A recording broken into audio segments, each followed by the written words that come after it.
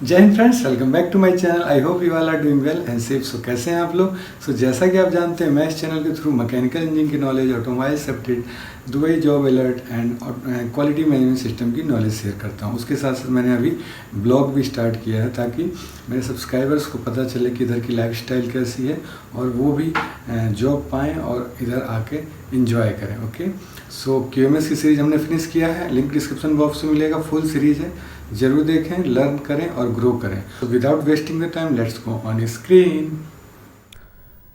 So friends, हम screen पे आ चुके हैं और जैसा कि आपको बताया मैंने, हमने सारे चैप्टर फिनिश कर दिए हैं क्लास वाइज। आप लिंक डिस्क्रिप्शन बॉक्स में मिलेगा, ज़रूर देखें। और आज जो है हमारा चैप्टर 7 है, जिसका एजेंडा क्या होगा, interviews question and answer plus implementation concept. Okay, अगर आप कहीं इंटरव्यूज़ में जा रहे हैं EMS के रिगार्डिंग, और या आप कहीं कंपनी में हैं, इम्प्लीमेंटेशन में हैं, तो आपको ये टॉपिक बहुत इंपॉर्टेंट है, मिस ना करें और इसको लास्ट तक देखें। ओके, इसका नाम मैंने दिया चैप्टर 7 और ये ब्रीफ में आप देख पा रहे हैं, जो जैसे कि मैं एवरी टाइम आपको दिखाता हूँ, सारे क्लॉजेज हैं जिसमें कि हम देख पा रहे हैं। ओके, सो फिर नेक्स्ट चलते हैं। आज का जो हमारा टॉपिक है, what is ISO 14001 2015 environmental management system. इसमें जैसे कि क्लॉजेज मैंने दिखाया आपको, context of the organization, leadership, planning, support, operation, performance, evaluation, improvements. Okay, ये EMS फ्रेमवर्क है। इस तरह आप देख पा रहे हैं, इस तरह आपको ज़्यादा जल्दी कॉन्सेप्ट क्लियर होगा। और इसके बाद एक नज़र डालते हैं, what is ISO 14001। This ISO 14001 standard define in the full as ISO 14001 2015 environmental management system requirement with guidance for use is an international recognized standard that set out of requirements management system। Okay, so mainly ये हमारा क्या है, environmental management system होता है, जिसमें हम environmental की safety से रिलेटेड बातें करते हैं कि जो भी हमारा वर्क एरियाज है, जो भी हमारा आउटपुट्स है, जो हम प्रोडक्ट एंड सर्विसेज दे रहे हैं, उससे हमारा इन्वायरमेंट अफेक्ट तो नहीं हो रहा है ना। मेन हमारा एजेंडा ये रहता है, ठीक है ना। 14001 की रिक्वायरमेंट यही है। सो यहाँ पे आप डिटेल्स में एक बार रीड कर सकते हैं इसका क्या है। उसके बाद देखते हैं what is the purpose of ISO 14001।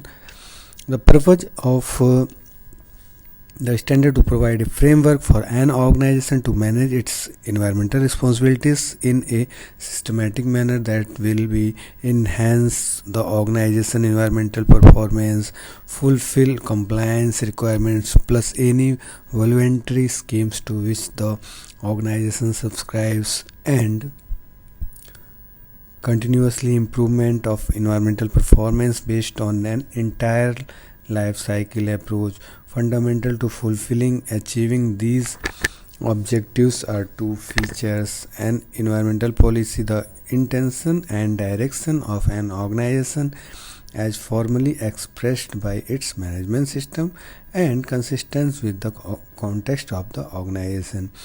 Environmental objectives, measurable targets generally specified for relevant functions, level and processes in the organization, focused on improvements. External auditor will be presently pay great attention to these 4 issues। Okay, ये हमारा है purpose of ISO 14001।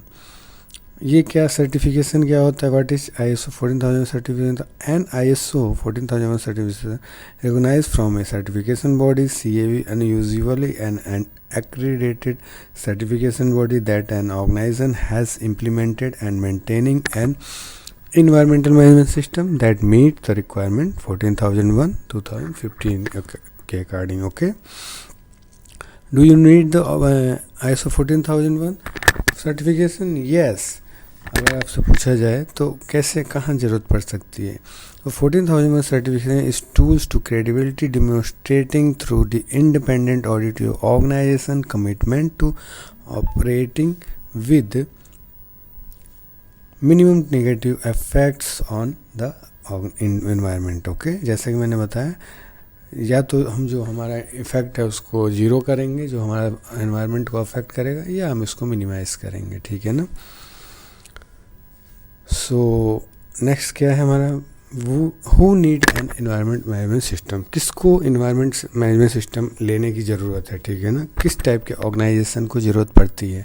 So an environmental management system EMS is defined as a formalized system that provide organization with a framework for better management, control environmental aspects of their operations, which can result reducing their environmental impacts. So you have an EMS, and the fundamental questions is, do we need to formalize the system? Okay, most organization asking themselves this question say yes, and currently there are more than 1 million organizations globally that have formally EMS. Okay, so ऐसा जो भी हमारा product and services है जिससे environmental affect हो सकता है, तो उन ऑर्गेनाइजेशन को इन्वायरमेंटल मैनेजमेंट सिस्टम का सर्टिफिकेशन लेना ही चाहिए. Should must be certified ISO 14001 2015 revision. Okay, and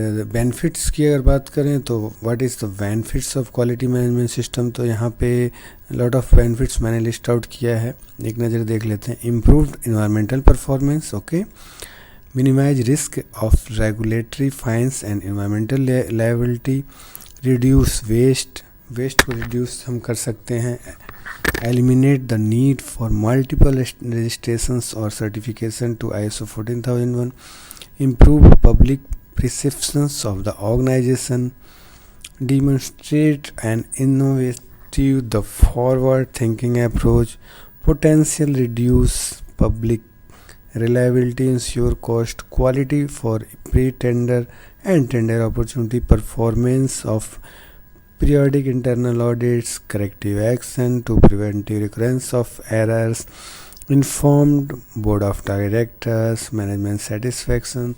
so ये लॉट ऑफ बेनिफिट्स हैं, ठीक है ना. अगर हमारा ऑर्गेनाइजेशन 14001 2015 रिवीजन से सर्टिफाइड है तो हमारा इतने टाइप की बेनिफिट्स हैं. उसके साथ साथ हम देख पा रहे हैं यहाँ पे what are the environmental aspects and impacts. तो हम एस्पेक्ट एंड इम्पैक्ट्स क्या होता है वो आपको पता होना चाहिए. इसके लिए मैं आपको सेपरेट वीडियो बनाऊँगा डिपार्टमेंटल वाइज, एवरी डिपार्टमेंट में किस डिपार्टमेंट में पर्टिकुलर एस्पेक्ट्स क्या होता है और उसके इम्पैक्ट्स क्या, कैसे एस्पेक्ट्स इम्पैक्ट्स हम आइडेंटिफाइड करेंगे, ठीक है ना. तो उसके लिए हमें सेपरेट देखें. अभी फ़िलहाल देखते हैं कि इन्वायरमेंटल एस्पेक्ट्स क्या क्या होते हैं. तो यहाँ पे हम देख पा रहे हैं, यहाँ पे लिस्ट मैंने बनाया है. emissions to air, release to water, release to land, use of raw material and natural resources, user energies, energy emitted, heat, radiation, vibration, noise, lights, etc., generation of waste and by products or use of spaces. Okay, so ये हमारा environmental aspects हैं. और अगर हम बात करते हैं यहाँ पे, सो हम कैसे उसको आइडेंटिफाइड कर सकते हैं, तो यहाँ पे लॉट ऑफ तरीका है. जैसे कि आप देख पा रहे हैं, process hazards analysis use to identify and assess potential impacts associated with unplanned release hazardous material, typically employs to team approach to identify and risk hazards. Okay, PFMEA के थ्रू भी आप आइडेंटिफाइड कर सकते हैं जो हमारा इम्पैक्ट्स है. Process mapping, environmental impact assessment, life cycle assessment. So इतने टूल्स हैं जिससे कि हम आइडेंटिफाई एंड इवेलुएट कर सकते हैं जो हमारा इन्वायरमेंटल इम्पैक्ट्स हैं, ठीक है ना. इसको आप रीड करिए, अच्छे से इसको समझिए. मैंने आपको शॉर्ट में बताया था कि वीडियो ज़्यादा लेंदी ना हो, ठीक है ना. सो हमें कैसे आपको याद होना चाहिए, कोई पूछे आपसे identify and evaluate, identification and evaluation of environmental management system को कैसे कर सकते हैं, तो आप सीधे बता सकते हैं. इन्वायरमेंटल इम्पैक्ट को हम आइडेंटिफाई या इवेल्युएट करने के लिए हम प्रोसेस हजार्ड्स एनालिसिस कर सकते हैं, फेल्योर मोड इफेक्टिव एनालिसिस जिसे हम FMEA कहते हैं वो भी हम कर सकते हैं, प्रोसेस मैपिंग के थ्रू कर सकते हैं, इन्वायरमेंटल इम्पैक्ट असेसमेंट के थ्रू कर सकते हैं, लाइफ साइकिल असेसमेंट के थ्रू कर सकते हैं, ठीक है ना. तो यहाँ पे आप देख पा रहे हैं रिस्क असेसमेंट का क्या है, use to assess potential health and environmental risk typically associated with chemical exposure, variety of qualitative and quantitative methodology to common use, emission inventories, pollution preventions और waste management minimisation audits, environmental properties assessment, environmental cost accounting, environmental compliance audits. Okay, तो risk assessments में हम इतने topics, इतना की areas हम add कर सकते हैं जिससे कि हमारा जो पर्टिकुलर की एरियाज है उसमें रिस्क क्या क्या हैं वो भी हम आइडेंटिफाई कर सकते हैं, ठीक है ना, जिसमें हमारा ये सारा पॉइंट्स आ जाएगा। नेक्स्ट देखते हैं क्या है, हु नीड ISO सर्टिफिकेशन, किसको ज़रूरत है। So organisation globally both public and private spheres and from every economic sector can benefit from maintaining an ISO 14000 compliance environmental management system। Okay, so ये maximum जो भी हम प्रोडक्ट सर्विस प्रोवाइड करा रहे हैं, तो अगर हम इसको इम्प्लीमेंट करते हैं तो ये हमारे इन्वायरमेंट के लिए ही बेनिफिट होगा। तो हमें मैक्सिमम कोशिश करना चाहिए कि हमारा organization 14001 environmental management system certified होना चाहिए। ओके, सो बेनिफिट्स मैंने ऑलरेडी पहले भी दिखाया है आपको, और यहाँ पे ये लिस्ट आउट किया है, legal and regulatory compliance, reputation, quality, qualify, status, aspect, impact analysis, objective and improvements में भी बेनिफिट्स है, ठीक है ना। एंड यहाँ पे आप देखिए, improve resources efficiency, reduce waste, drive down cost, provide assurance the environmental impacts and being measures, gain competitive advantage in supplies and design, increase new business opportunities। आपको अगर सर्टिफाइड है और आप इन्वायरमेंटल सेफ्टी, तो मार्केट में भी एक image बनती है जिससे कि आपको बिजनेस भी मिलता है। Meet legal obligations, increase stakeholder and customer trust, आपका मार्केट में विश्वास बढ़ता है जिससे कि ज़्यादा से ज़्यादा ऑर्डर आएंगे, आपका क्वालिटी, आपको क्वांटिटी पे फेथ होगा। इम्प्रूव ओवरऑल इन्वायरमेंटल, जो ओवरऑल इन्वायरमेंटल इम्पैक्ट्स है उसको हम इम्प्रूव कर सकते हैं। Manage environmental obligations with consistency, तो ये लॉट ऑफ बेनिफिट्स हैं जिससे कि आप 14001 अगर सर्टिफाइड हैं तो नुकसान तो नहीं है, बेनिफिट ही बेनिफिट है। अगर हम पर्टिकुलर ऑर्गेनाइजेशन की बात करें तो उसमें इम्प्रूवमेंट्स भी हैं, aspect, impact, risk assessment, hazards identification, उसके साथ साथ मार्केट्स रेपुटेशन हमारा बढ़ेगा, मार्केट्स में से ऑर्डर ज़्यादा आएंगे, कंपटीशंस में भी हम compete कर पाएंगे। सो लॉट ऑफ बेनिफिट्स है, ठीक है ना। यहाँ मेजर डिफरेंसेस हैं जो 2004 वर्सेस 2015 में है, जो हमारा जो फोकस किया है। Expansion in EMS coverage and scope, required interaction with external parties, new requirement leadership engagement, expanded legal compliance requirement, need for risk based planning and control, new documentation requirement, expanded operation control requirement, change in competencies and awareness requirement, impacts on the internal audits program, increase certification cost। Okay, तो ये lot of जो हमारा difference है 2004 versus 2015 revision. Okay, क्योंकि आपको पता होना चाहिए एक्चुअली, ठीक है ना, कि क्या है जो मेजर डिफरेंसेस हैं, किस क्लॉजेस में चेंजेस हुआ है। तो वैसे तो मैंने आपको क्वालिटी मैनेजमेंट सिस्टम में बताया है, वही मेजर चेंज इसमें भी है क्योंकि उसके साथ ही इसका भी रिवीजन हुआ था। तो हम क्वालिटी मैनेजमेंट सिस्टम अगर अच्छे से हमें पता है तो हम इजीली एक्सप्लेन कर सकते हैं। तो आप QMS पे ज़्यादा फोकस करिए, उसके साथ एडिशनल जब इसको लेके चलेंगे तो आपका कॉन्सेप्ट 100% क्लियर होगा।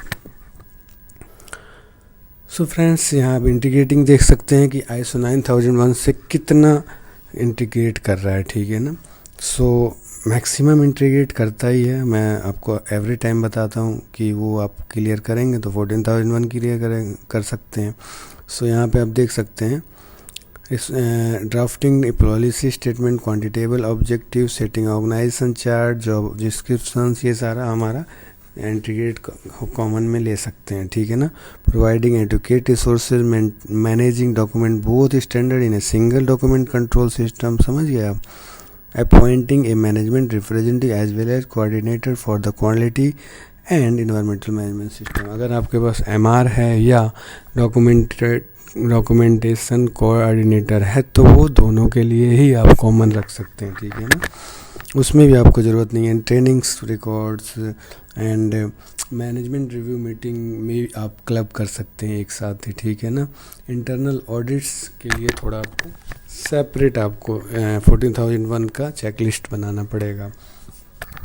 ट्रेनिंग प्रोग्राम्स हो गया, सप्लायर इवैल्यूएशन हो गया, ये सारे आपके कॉमन हो जाएंगे, ठीक है ना। उसके लिए मैं सेपरेट एक वीडियो बना दूंगा आपके लिए। यहाँ पे मेजर डिफरेंसेस मैंने दिखाया है। When adding ISO 14001 component to those 9001, planning must be expanded to deal with environmental impacts and inspection and test system modified to cover environmental conformance. The organization must meet to environmental expectation to customers and the governments, and it must incorporate environmental management system element into internal audit programme and training sessions, ठीक है ना friends. तो आपको ये clear होना चाहिए कि अगर एक साथ आप लेके चल रहे हैं ऑर्गेनाइजेशन में और ये आप एज MR या डॉक्यूमेंटेशन कंट्रोलर हैं तो आपको पता होना चाहिए। बहुत ईजी होता है दोनों एक साथ हम लेके चलें तो लॉट ऑफ हमारा एफर्ट्स हमारा जो है कॉमन हो जाता है, तो दोनों एक साथ लेके चलना ज़्यादा आसान होता है, ठीक है। मेजर क्लासेस क्या क्या हैं वो तो मैं पहले भी आपको बताया है, जो कि context of the organization, leadership, planning, support, operation, performance evaluation, improvements. Okay, so friends ये आज का आपको कैसा लगा। एक इंटरव्यूज़ क्वेश्चन एंड आंसर है, आप ज़रूर पढ़ें और 1-2 बार पढ़ें तो आपको समझ में आएगा। जब तक अपना ध्यान रखें, स्वस्थ रहें और आगे में आने वाले वीडियो का वेट करें, मैं आपके लिए लेके आऊँगा रिस्क असेसमेंट या एस्पेक्ट्स और इम्पैक्ट्स जो हमारा है डिपार्टमेंटल वाइज वो मैं लेके आऊँगा और उसका हम कैसे रेटिंग देंगे, कैसे आइडेंटिफाई करेंगे, उसका क्लोज़र कैसे करेंगे, ये सारा हम देखेंगे नेक्स्ट चैप्टर 8 में, ठीक है ना। तब तक बने रहें और चैनल पर नए हैं तो अभी सब्सक्राइब करें, ऑलरेडी किया तो अपने फ्रेंड्स के साथ शेयर करें। सब्सक्राइब करना ना भूलें। आपका एक सब्सक्राइब करने से मेरा कितना कॉन्फिडेंस लेवल बढ़ता है कि हाँ मेरे सब्सक्राइबर्स को बेनिफिट हो रहा है, तभी तो वो सब्सक्राइब कर रहे हैं, ठीक है ना। इतना ही काफ़ी है। एज ए नॉलेज शेयरिंग मुझे यही हैप्पीनेस है कि यू आर डूइंग वेल। अगर आपने देखा, आपको बेनिफिट हुआ, आप सब्सक्राइब करें, शेयर करें, और क्या चाहिए बताइए। सो अपना ध्यान रखें, स्वस्थ रहें। जय हिंद, वंदे मातरम।